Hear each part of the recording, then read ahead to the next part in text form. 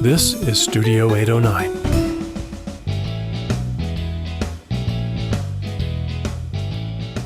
Hi, everybody. Welcome to the Outdoors Hiking Bob podcast. I am your host, Hiking Bob Falcone. You can find me on my website, hikingbob.com, with links to my social media account, my column to Colorado Springs Independent, my photography website, all the other podcasts we've done, all that good stuff, social media, you name it, it's on there, all at hikingbob.com. Today, my co-host, Wild Westendorf, is with us. Hey everyone, it's Kevin Westendorf, aka Wild Westendorf, and you can find me on social media, Facebook, Instagram, and Twitter at Wild Westendorf, and at my website, www.wildwestendorf.com. There you go. And, Kevin, I don't know if you had a chance yet to listen to last week's podcast, but this is a side note. I had an interview with a really wonderful lady who wrote a book about reclaiming lands for public parks, old airports and old highways and things like that. It was the book is interesting that they sent me. It's a big, heavy book with a lot of pictures. The photography in it is gorgeous, of all these public lands or all these previously utilized lands that are now public lands. And they're mostly urban parks, not a lot of rural or more remote stuff like we're accustomed to out here. But just seeing the ingenuity that was used and some of it was really exciting. So I urge everybody to get a chance to go back and listen to that podcast about how to reclaim land. One of the best things was a park, I think she said it was in Japan, where they built it through this wooded area. But instead of just like building the trail on the ground, which is what we do, they actually built an elevated trail in the treetops. It went from tree to tree to tree. Oh, wow. Talk about an entirely different perspective, the bird's eye view. Obviously, none of these things are cheap. She acknowledges that most of these are very expensive to build. But, the public loves these. And these are around the entire world. There's some in Russia. I think there was Russia and China. There are different parts of the world where they built these things. An old airport, and they just tore up the runway and made it into a park. It's really cool stuff. So if you get a chance, go ahead and listen to it. And if you ever, when I get back, Kevin, because I'm, as you know, I'm vacationing for a little while. When you get back, if you want to borrow that book to take a look at it, I'll be happy to lend it to you. I'd love that. Yeah. Yeah, I think you would really appreciate it. So a couple things happened last week, and they involve our state parks, and one of which is the finalization by the Colorado Parks and Wildlife Commission to finalize the price of the Keep Colorado Wild Pass. So what is the Keep Colorado Wild Pass? That's a good question. I'm glad you asked. The idea would be that right now, if you want to buy a year-long state park pass for Colorado, they cost about $80. There are discounted rates if you're, for example, if you're a disabled veteran, you get in for free all year round. There's a senior pass that's a little less expensive, I believe. And that's the pass that sticks to your windshield. Is usually about $80. If you want one that hangs on your mirror, they cost a little bit more. They're $120, but you can take those from car to car. In any case, what this Keep Colorado Wild Pass does, instead of paying $80 or $120 a year, you'll pay $29 a year, which will be added to your vehicle registration. And that $29 will now be your yearly parks pass. So you're going to be paying far less than half of what a park pass costs now. And the idea being that as that's attached to registration, I'm sure there's several million vehicles in Colorado, that charging everybody is going to increase the revenue as opposed to just getting people to go and buy a yearly parks pass. Now, you don't have to get it. You can decide you don't want to get it, but hopefully the people will choose to keep $29 charge on their registration and get the park pass. Kevin, you have an annual parks pass. I know you get one every year. I get one every year. What's your thoughts on the $29 park pass? Well, I think it's a ripoff. No, You do not. Quick question though, does it also apply to when you renew the registration? Yeah, so every year. It does. Okay, cool. Yeah. So it's a yearly thing. So every year your registration would come up. There'll be that $29 fee. Okay. But yeah, I think it's a fantastic idea. Especially for folks like us, I get mine every year as a birthday gift, but it just be nice that when I register the car, I don't have to like worry about getting that as a gift or like, and just less money is being spent on my end because it's less than half of the standard pass. And I also think this could actually encourage more people to go out to our parks because they might register their vehicle and see like, oh, it's $29 to visit all, what do we have, 43 state parks now? 43. Yep. 43. Okay. And yeah, I think that would encourage people, kind of remind everyone that we've got state parks, because I'm all about getting more and more folks outside.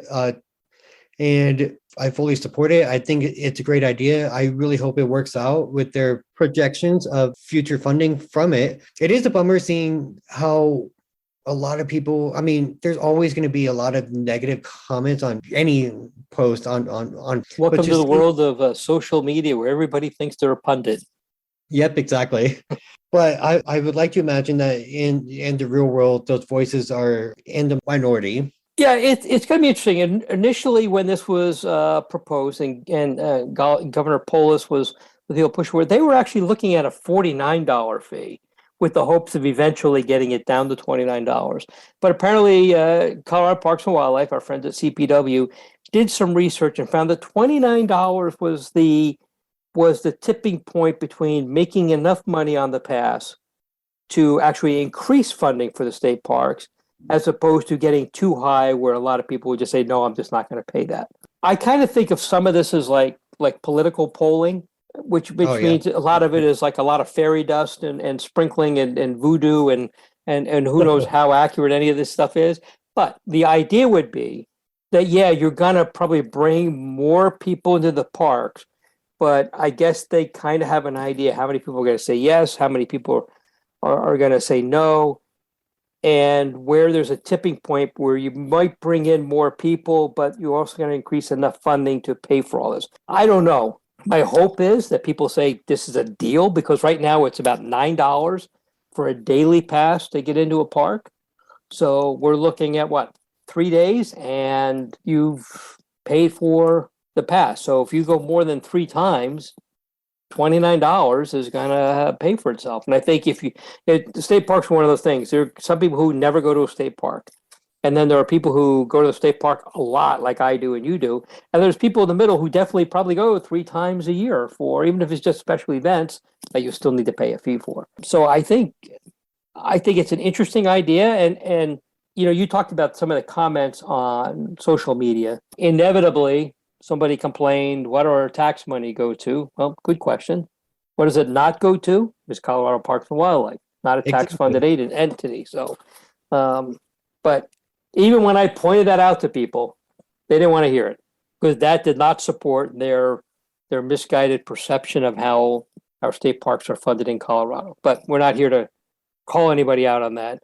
A lot of people did not know that, and they do appreciate that they were told, oh yeah, by the way, your taxes do not pay for our state parks. There is supplemental funding and for specific uses that they did allocate some money to go to CPW one time only to get Fisher's Peak State Park up and running. There had been some money to get Sweetwater Lake up and running. And there was some discussion at the CPW commission meetings. And if you ever get a chance to listen to those meetings, I will tell you this, they're long. They typically are 2 days long. And there's a lot of stuff in there. If you're into hunting, there's a lot of game stuff on there. It takes a lot of time. If you're in the parks, there's a lot of that stuff on there. Sweetwater Lake is kind of in a hurry because it's already a place with public access, because it's actually owned by the Forest Service. But the Forest Service has turned over management of it to CPW to run as a state park. So they're trying to push some extra funding to that to get that up and running to state park standards, because it's already open to the public. It's already accessible to the public. But typically speaking, there's no tax money that goes into Colorado's state parks.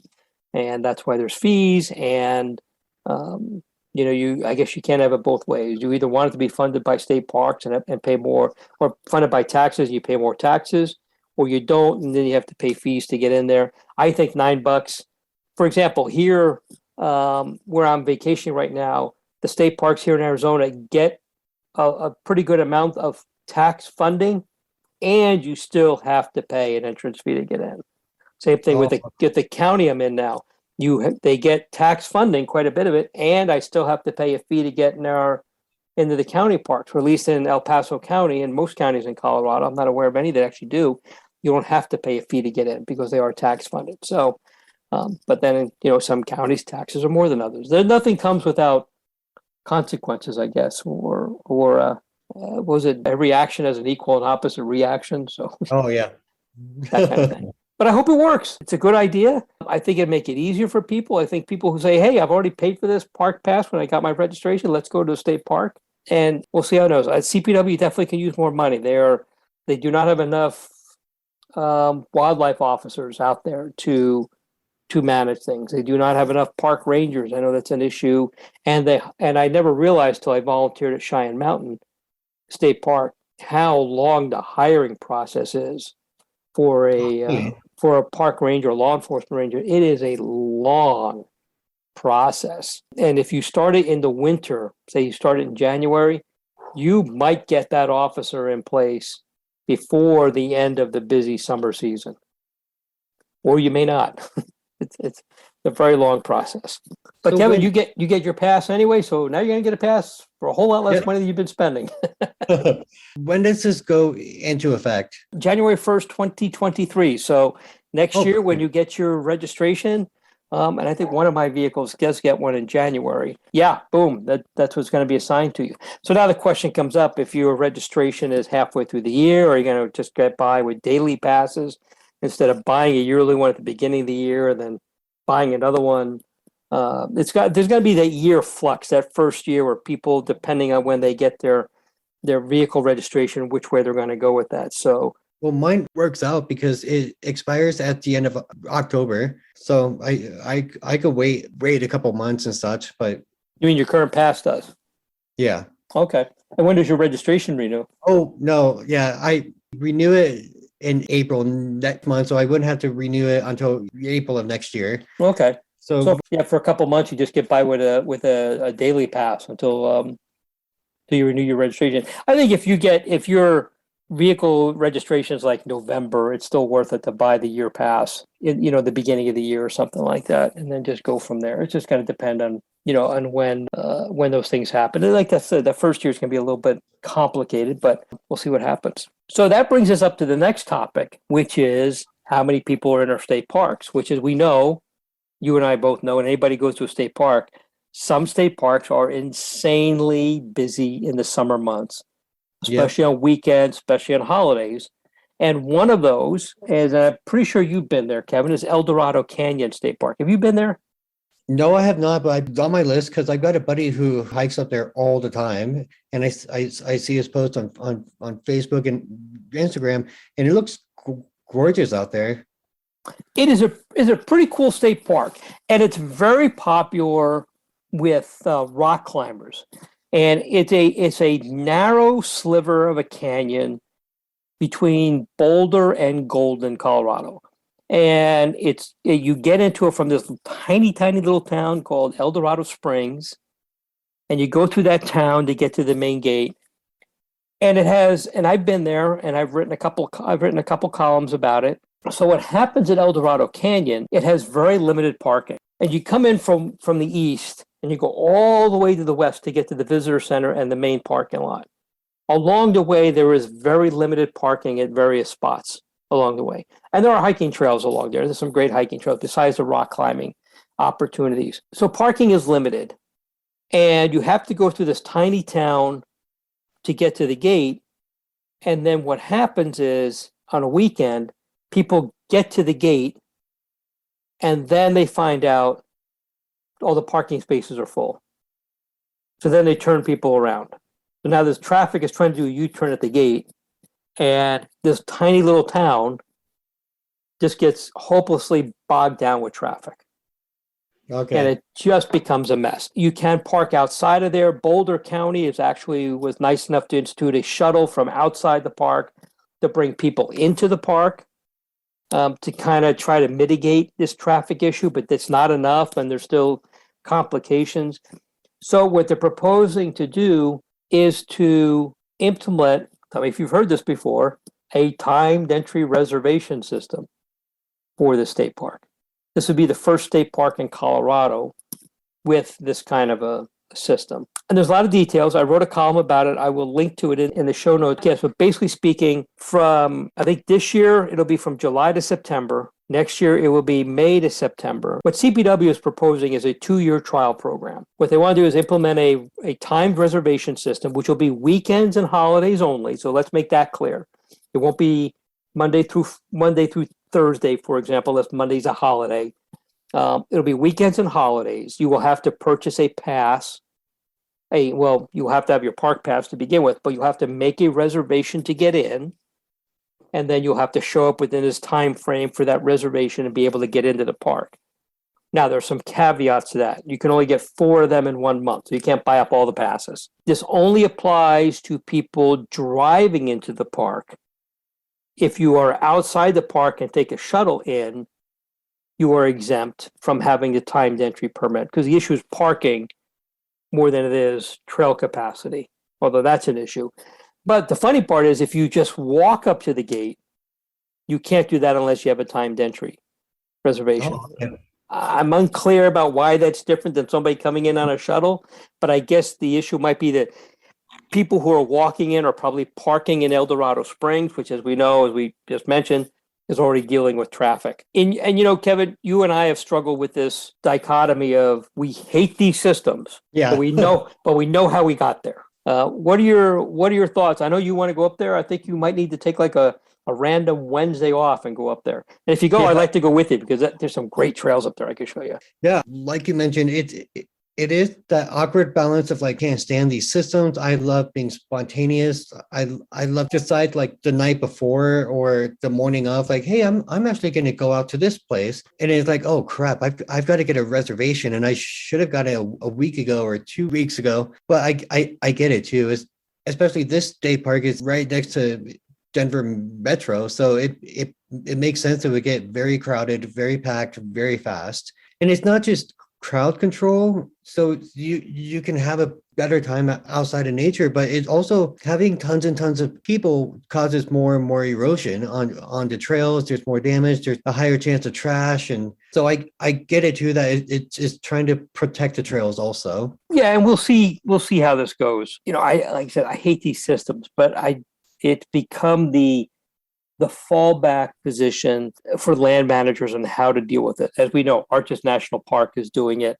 Zion has done it for the popular Angels Landing Trail. You have to have an advance time reservation to do that. It's becoming more and more popular with the land managers. It's not very popular with users like you and me. Like, hey, Yeah.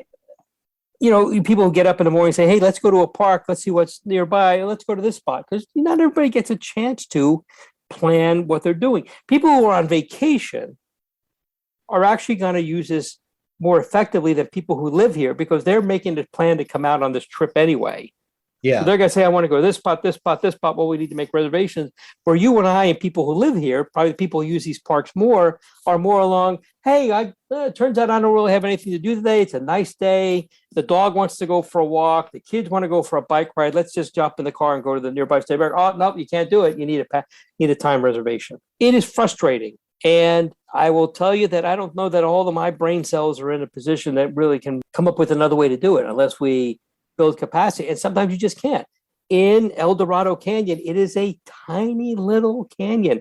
It is very narrow. There's just not a lot of places to park. Eldorado Springs is a tiny little town. I remember driving through that town and going, well, there's the gate to the state park. It's like at the end of the street, it's like, and it's a beautiful park. Don't get me wrong. And there was actually a story once about many years ago, they strung a high wire across the canyon, and somebody did a tightrope walk across the canyon. Oh, wow. and stuff. I mean, there's a lot of rock climbing there. There's some really nice trails there. I did one long hike, went up and over this hill, ended up in the open space on the other side, came back over, I think it was like 11 miles of this long hike I did there, which is really some great spot. But it wasn't hard to recognize that there was just not a whole lot of places to go. You may have a couple of parking places that have 5 or 6 spots. And even the parking lot at the at the visitor center, like I said, that's at one end of the park. So you drive in on one side, you park at the other side, and you have to come back out. By the way, there's only one way in or out by vehicle. Maybe it had 40 parking places. And that's great if you want to hike from the trails that are at that end of the park. If you want to hike from trails and there's trails all along the way, you have to try to find a place to park at these various parking spots along the way. So I get how they got there. And I don't blame the land managers. You're hearing from the people in Eldorado Springs who are complaining about traffic can't get through. They can't get through. They're trying to run businesses. People can't come into their businesses. I empathize with everybody, and I'll reserve my right to empathize with everybody and still not like the system. Exactly.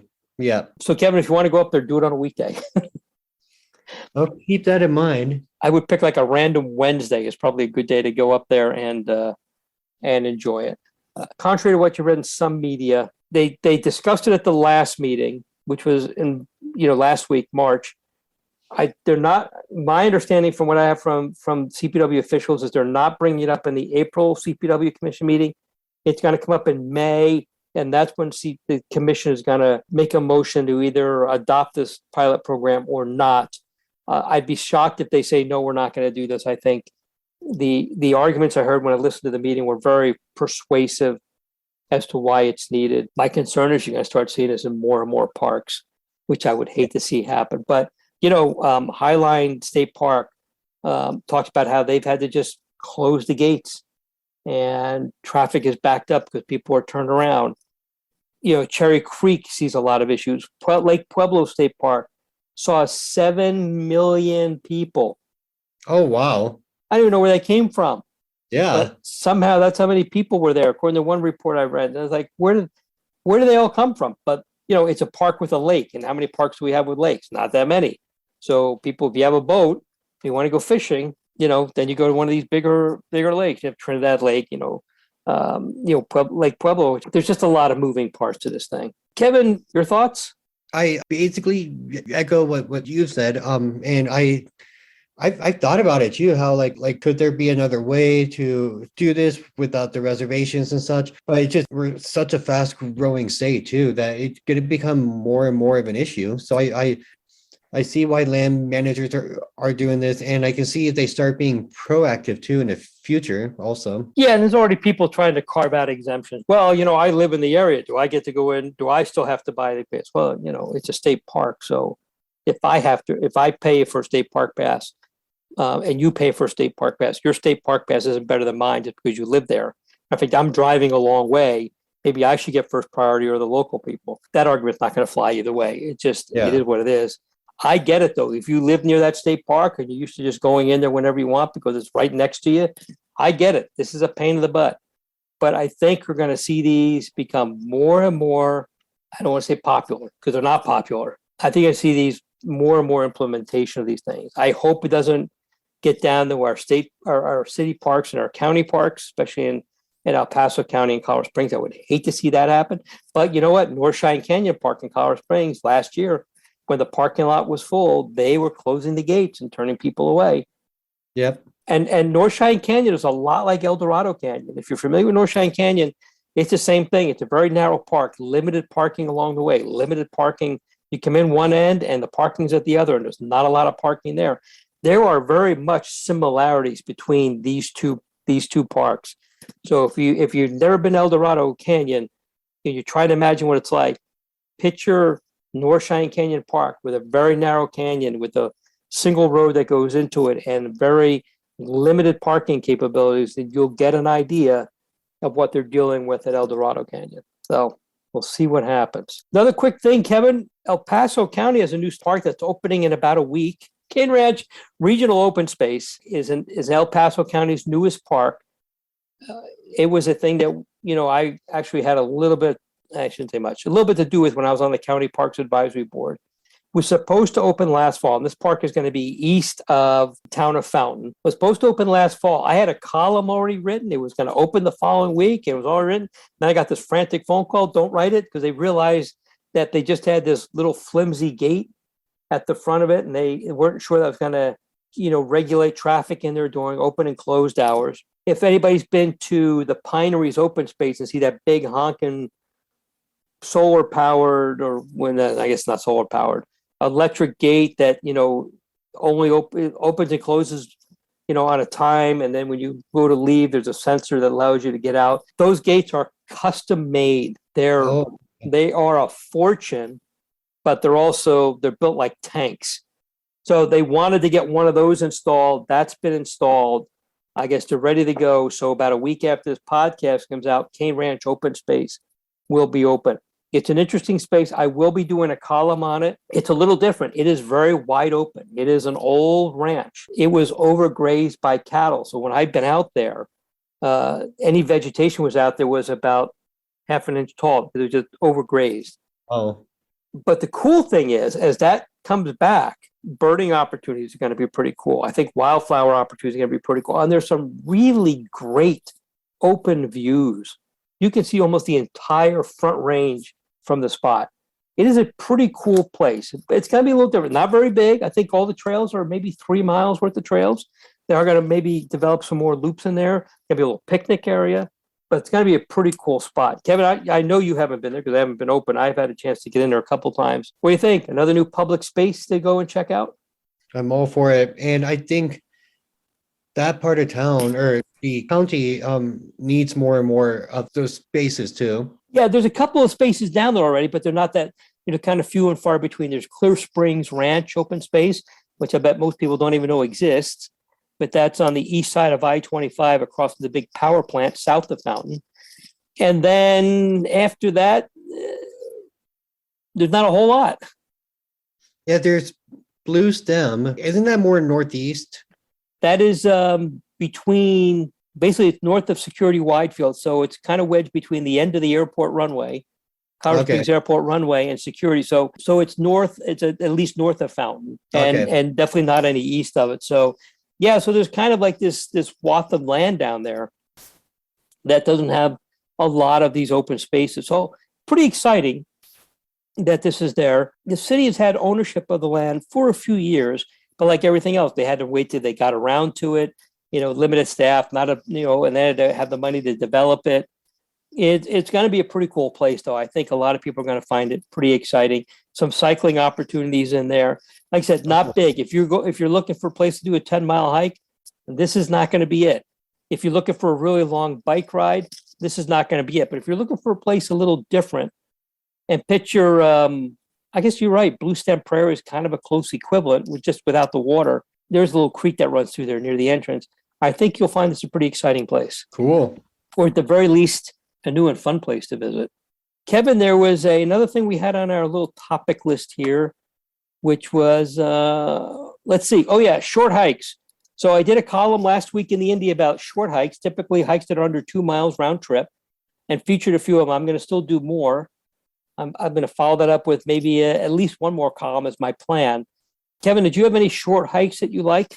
There is one. It's only a few miles, but it's Spruce Mountain open space. There's a loop to do out there. I think it's only like 3 miles or so. That's a really nice hike to do. That's short. You can do that in about an hour or so. Well, this is for you and everybody who's listening. Send me an email with your favorite short hike. Typically looking at under 2 hours or 2 miles. They don't have to be easy or hard. So the difficulty doesn't matter. The length is what matters. I know we're kind of playing here, but I just want to do something a little different. Maybe you have a hike you want to take a visitor on, but you don't want it to be very long.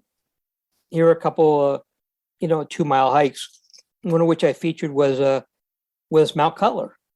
Is a 2-mile hike. Is it the easiest one out there? No, it's got some elevation gain to it, but none of it's all that difficult. There's some nice views.